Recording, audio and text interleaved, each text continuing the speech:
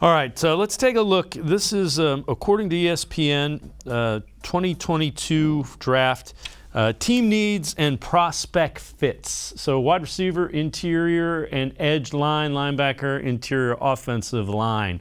After losing Landry, Beckham, and Higgins over the past years, looking for depth at wide receiver, could add some skill positions in the draft.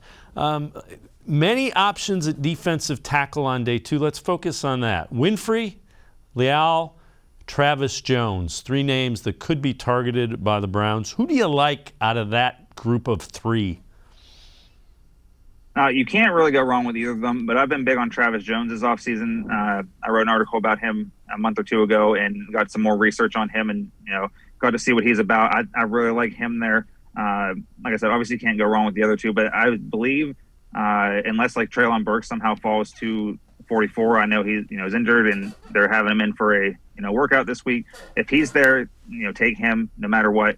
But if not, I would go Travis Jones. I think he has a lot of potential, and a lot of people didn't see that because he played at UConn, and they don't play, the Power 5 conferences and, NFL caliber players. But he's an NFL caliber player that I think would be a great fit for the Browns at pick 44. What are some of the things he would bring, you think? Some of the things that might be underrated about Travis Jones? So something about Travis Jones, like his motor just keeps going. He's one of those players that just keeps grinding and he keeps going. He might not always be the biggest guy on the line, but that doesn't deter him. He goes right at whoever is in front of him, and he's going to need that in the NFL because obviously there's going to be bigger offensive linemen than him. But like his motor just keeps going.